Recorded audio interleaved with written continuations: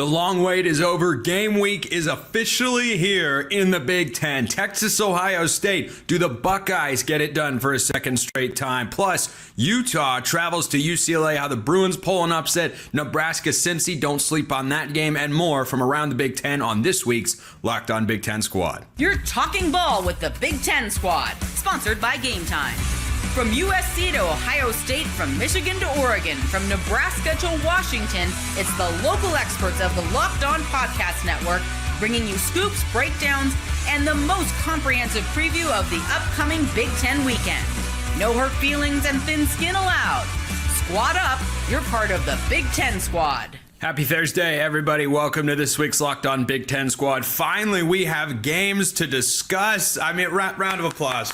Round of applause to us for making it through the offseason. You're all welcome for making that shorter and hopefully more enjoyable. Zach Seiko, Locked On Nittany Lions. Nick Garvin, Locked On Boilermakers. Jay Stevens, Locked On Buckeyes. Jacob Goins, Locked On Hoosiers. Zach Anderson, Yaxheimer, Locked On UCLA. Roman Thomashoff, Locked On Huskies. Upset alert? I'm just kidding. I'm joking. Washington's never lost to an inferior team early in the year before. So, Jay, I wanna start with you. Roman regrets coming to work for this network so badly every single week. With you. Yeah, but see, there's no in between. You know what I mean? Like, it's one or the other. You're either with us and working with me or not. Anyway, let's get to the game of the week. Texas, Ohio State. Jay, let's start with you. You like the Buckeyes to get it done this week? No. Is that the right answer for this? Are you asking us or telling us? It's kind of puzzling because I was kind of up in the air a week ago. I don't think Ohio State's going to win this game, to be honest with you. The new coordinator for Brian Hartline and new offensive play caller with Julian Sand being a first-time starting quarterback, I don't like that combination at all in this game. I think defensively they'll be fine. Patricia's going to be able to work his magic with Downs and Kenyatta Jackson Jr. and Sonny Styles and those guys doing their thing defensively. I don't think the Buckeyes offense will be able to score enough points. Now, I think the defense can score, pick six, scoop and score, something like that. I just think this offense will not be able to get into a rhythm against Texas on Saturday. And unfortunately, the Buckeyes will start 0-1. You know, the last time Jay was not confident in Ohio State winning a big game against a big brand, it was 34-0 with 10 seconds to go in the first half at the Rose Bowl. Anyway, you have a good memory, Spencer. I'm impressed. Unfortunately, some things just get seared into your brain like a brand on a cow out on a farm. Okay, let's not go down that rabbit hole. I'm going to spiral. Seiko, your pick: Texas, Ohio State. Who do you got? You're saying fade Jay Stevens? Is that what we're doing here? I didn't say those words. I actually agree a ton with Jay, and he's the Ohio State insider here on the network, right? Texas has a lot of consistency, a lot of continuity coming back. Oh, well, Arch Manning's brand new. Not to the extent that Julian Sayin is, and you're dealing with a new play caller. I don't like the spot of a noon Eastern time kickoff for Texas with travel in there. So I could actually see Ohio State going up and leading at the end of the first half, maybe by a field goal or a touchdown, and looking better. But once Texas settles in the second half, I don't think Ohio State's really going to have any answer, and I think this is a decisive victory. Texas wins by maybe double digits here. It's going to be a comfortable win for the Longhorns against Ohio State. There's just too much turnover with the Buckeyes. Revenge on the mind for Texas, and that's conservatively a top 3 defense in the nation for the Longhorns. SEC bias here on the Locked On Big Ten Squad, just as we all predicted, because I have also already stated that I think Texas is winning the game. Nick, are you taking the Buckeyes? I am not taking the Buckeyes, Spencer. Whoa! I do kind of hate the time slot of that game because it goes up against a marquee matchup in Purdue versus Ball State. So I'm going to kind of have to pick my poison there. Kick him. But anyways. No, don't you dare. Anyways, the big storyline in that game is two unproven but talented quarterbacks, Julian Sayin for Ohio State, Arch Manning obviously for Texas. We'll see those two guys duel it out, but I do think that Texas is a little bit more ready, more battle-tested. They're a little bit more prepared for the moment going into week one. I think that defense will really be on display. Give Sayin some struggles in his first regular season matchup. As a Buckeye, I got Texas winning that game. Goins, how about you? Any love for the Big Ten team in the game of the week? I mean, let me come as the saving grace here for just a moment. I mean, yeah, Ohio State's winning this game. It's at home, at the Shoe. They've got the best player in college football, not just on the offensive side of the ball, in the country regardless. And I look for Ohio State, yes, to throw it to him, but also run the football. Can you go at this Texas defensive line that is brand new, talented, yes, but new? Both of these teams are going to look brand spanking new from a year ago. They lost everybody because, well, they're playing on Sundays. But no, give me Ohio State in this game. SEC is not coming on the road in the Big Ten. I hate to defend Ohio State. It ain't happening. Give me the Buckeyes. I mean, it's not like we're asking you to defend Purdue or anything like that. You know, Everybody can do that. Yeah. Hey, that's why they call him Jacob Save the Graphic Goins down there at Locked On Hoosiers. Zach, we're going to get to your game later, Utah and UCLA. That's a Utah win, by the way. But for this game, Texas, Ohio State, who you got? Last I checked, wasn't Ohio State favored? I mean, the graphic here is a little lopsided. I'm going to go with Ohio State. I think in week one, it'll be close. Ohio State by a field goal, nip it late, hold on to it. But I think the Buckeyes, even with all the new pieces at home, will get the job done. Last and definitely not least, Roman Tomashoff, who loves point spread talk more than anybody that I've ever met in my career. Roman, Texas, Ohio State, who wins the game? You know, honestly, I have been pretty torn about this, and I didn't even make a pick like going into this because I wanted to hear what all you guys had to say. And then Jay Stevens said the magic words of Matt Patricia magic, which as a Patriots fan just made me sick to my stomach.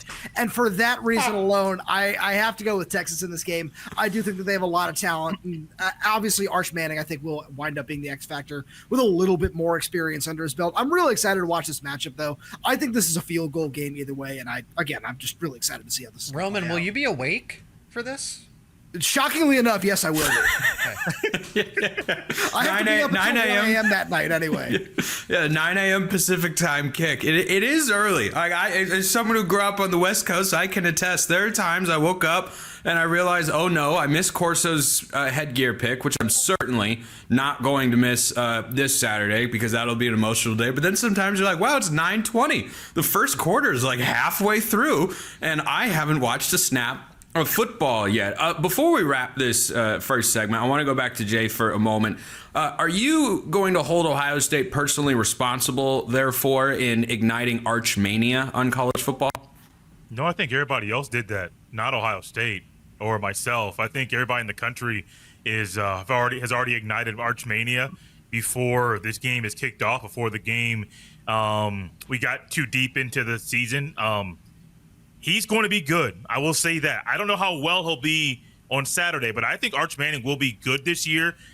I won't even go as far to say he'll be a Heisman finalist because that's a lot to ask of a guy that already has a lot of pressure on him, but I think he'll be pretty good for the Longhorns. Lastly, before we let Jay go, and what we frankly should have started the segment with, does anybody think that Lee Corso is not going to put on Brutus's Buckeye head in his final headgear pick? Is anybody that bold?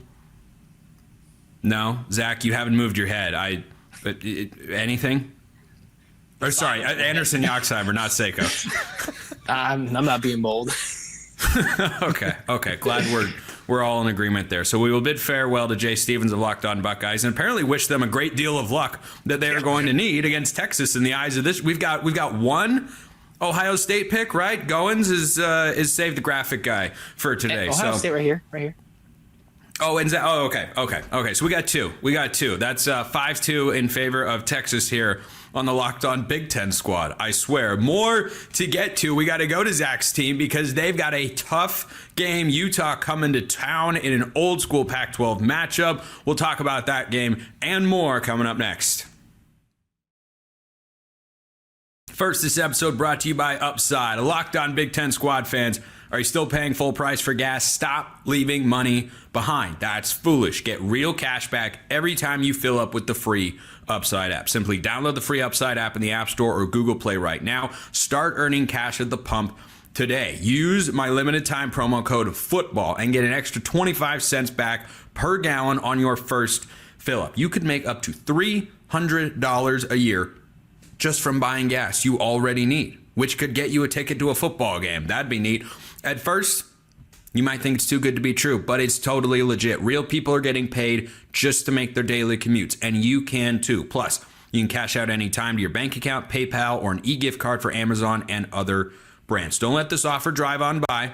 See what they did there? Download the free Upside app now using my limited time promo code football for a limited time 25-cent per gallon bonus. That's promo code football. Offers vary by user and location. Go to upside.com for terms and conditions. This episode also brought to you by our friends over at Supply House, because Supply House is the place to go for, frankly, all of your needs. And I'm sure we've got a Supply House graphic there that we can throw up here on YouTube for those watching, but maybe we don't. There it is. Look at that. Brandon's awake back there. When the opening whistle blows on a new repair, get your crew moving forward with Supply House. Order today and see parts on your doorstep tomorrow. Over 280,000 plumbing, HVAC, and electrical items from the most trusted brands in the business. Their real-time inventory and honest lead times keep you from punting projects, while their industry-leading customer service always has your blind side covered. If you need parts fast for a project, Supply House has next-day delivery. That's a game changer. So you can't get it any quicker. That's why you go check out Supply House. Join the free Trademaster program today. Score serious perks like priority shipping, lower prices, a dedicated support line. Visit supplyhouse.com to sign up for free and use promo code SHCollege5 for 5% off your first order. That's supplyhouse.com. Real people, real service.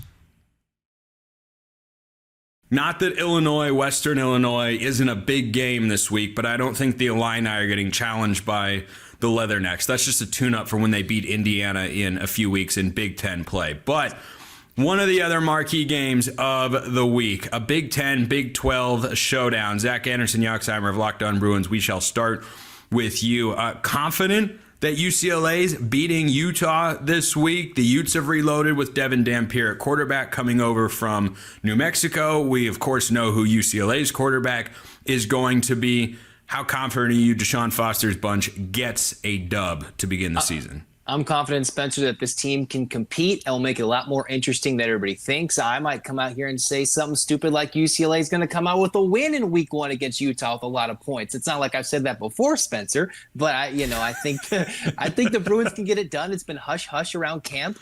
New coordinators, new offensive line coaches, a lot of new pieces. Yes, it's a recipe for disaster, but why not make it a recipe for success in week 1? I think as Big Ten hosts, we need to have like a therapy-related intervention on our confidence level. I asked Jay, you beaten Texas? No? I don't know. I asked Zach, you beaten Utah? We're going to compete. We're going to fight hard. You're like Engelhart in The Longest Yard. Coach, like a good coach speak kind of guy.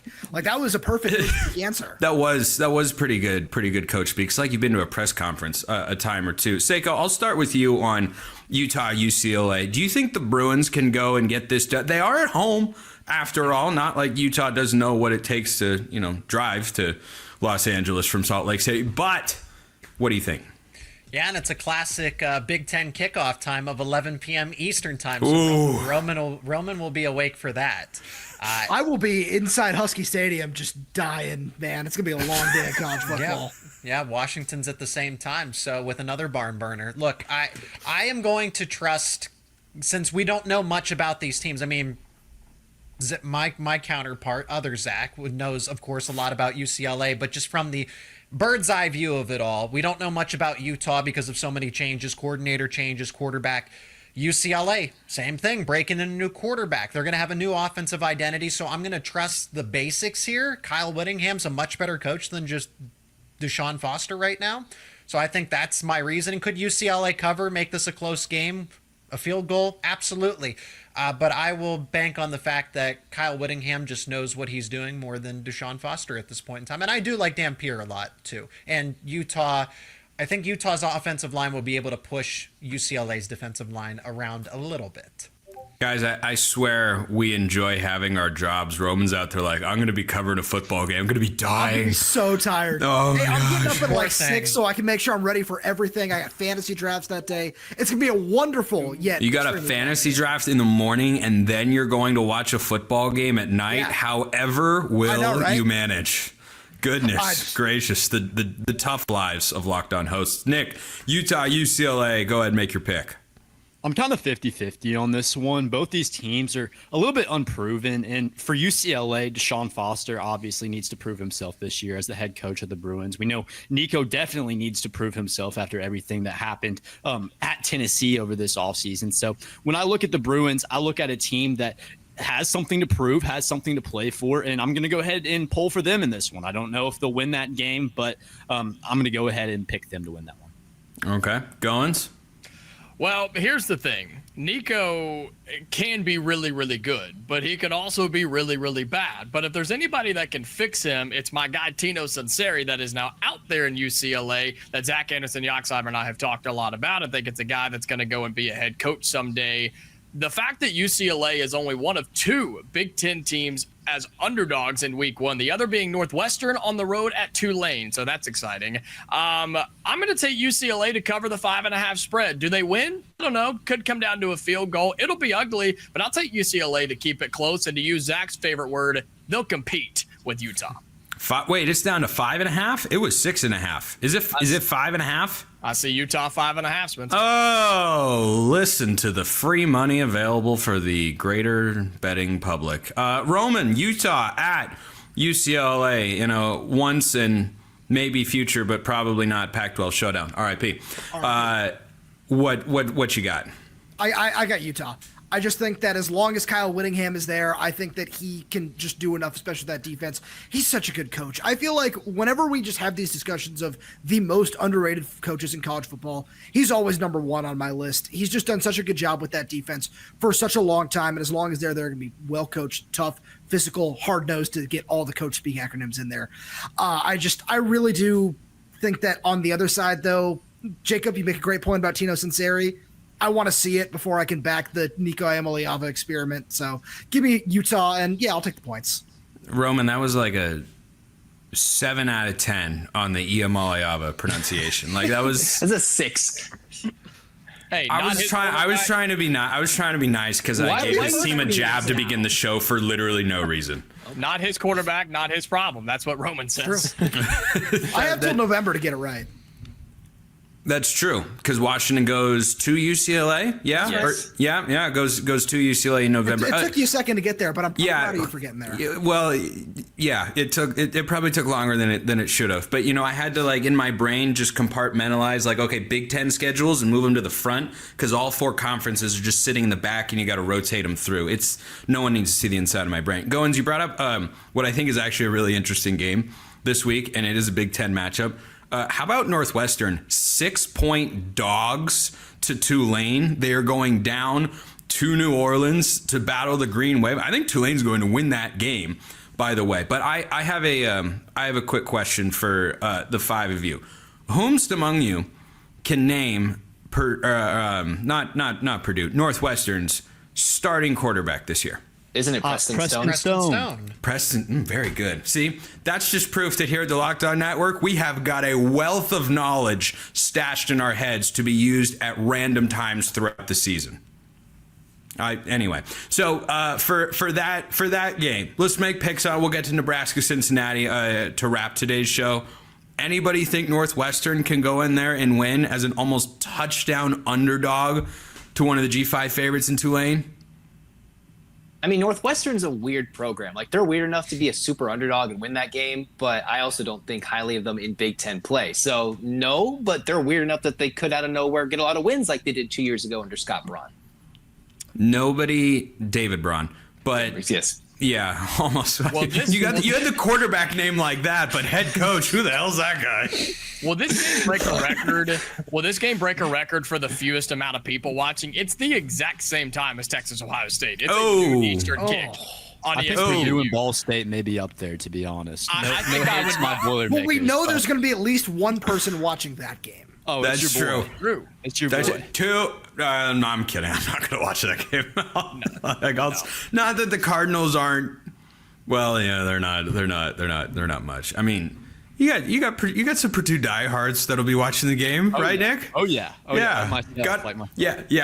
Like yourself. Got to enjoy the wins while you can get them. First 2 games should be cruising for victories, and then Purdue, according to the odds makers, will probably be the worst 2-0 team in all of college football. But none of us have confidence in Northwestern. I just like Tulane. I think Preston Stone is interesting, but Nebraska, Cincinnati, that's a Thursday night game at Arrowhead Stadium. The Big Ten needs to get that one. We'll talk about it to wrap today's Locked On Big Ten Squad.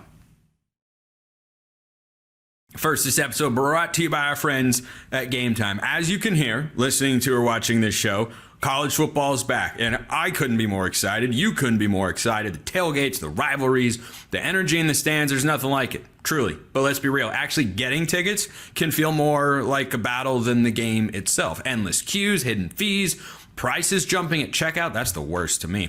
That's why I use Game Time, the app that gives the advantage back to fans. It's the easiest way to score last-minute tickets at the best prices with no surprise fees. What you see is what you pay. I've used Game Time on several occasions myself. I've gone to a sporting event, I've gone to a comedy show, and the process was great. You find a great deal, you know what you're paying up front, you get it delivered to your phone, bingo, bango, bongo, you're into the event, and everything went exactly how I had hoped. They have zone deals too. Pick the section, Game Time picks the seats, and you save big. So take the guesswork out of buying college football tickets with Game Time. Download the Game Time app, create an account, use the code LOCKEDONCollege for $20 off your first purchase. Terms apply. Again, that's promo code LOCKEDONCOLLEGE for $20 off. Swipe, tap, ticket, go. Download Game Time today. We need a mantra here at the squad that's as good as what Game Time's got working right now. Swipe, tap, ticket, go. Or swipe, tap, down. I forgot it already. I said it. Swipe, tap, ticket, go. I had it right the first time. Dang it. We need something clean like that. But let's talk about Nebraska. And look, in the Big Ten, of which I'm just a veteran member, Roman as well, Zach. I mean, we've all been in this conference for a long time. We have been discussing the Cornhuskers' potential return to power for quite a while. Plenty of people think it's going to happen this year. Josh Pate picked them to make the college football playoff this year. Seiko, does that strike you as ridiculous and make your pick for Nebraska Cincinnati at Arrowhead Stadium? The spread is interesting. I don't think it's far-fetched that Nebraska ends up being that dark horse playoff contender. I think they have a case to be this year's Indiana, if you will, but so does Illinois. I mean, look, I will side with the fact that Matt Rhule is a heck of a coach. Objectively speaking, if you gave everybody the kind of the same sort of investment, alignment, resources, I mean, he turned around Temple. He turned around Baylor. Okay, he didn't work out in the NFL. But at some point, eventually, Nebraska is going to have that turn too. You have a former 5-star quarterback. You got him some weapons out of the transfer portal. Why not Nebraska? Let me say this. I would not be shocked if they are undefeated by the time they play Penn State in Week 11, meaning they'd be 10-0. It would not shock me. Am I expecting that? Not necessarily, but that means that 8-2, 9-1 is definitely not far-fetched. You know, Nick, Seiko just said they could be this year's Indiana, which I see where your head's at, Seiko, but I disagree because Indiana was on zero people's radar last year, and then they emerged coming from the state of Indiana to be the story of the year in college football. Nick, is Purdue about to be a bigger story in college football than Nebraska? I don't know about that. Goins wants to leave. I don't know about that. No. Spencer, I don't know about that one, but I did see a quote from Dave Portnoy a couple days ago that said Nebraska could win the SEC this year, and I think that was absolutely insane. I assure you, this is a real quote. Was he making fun of the show? I think it was Greg McElroy was on, and some producer put up a graphic that said Nebraska SEC contender this year. Oh my God. And some people were flaming it, going, I guarantee you Nebraska won't win the SEC.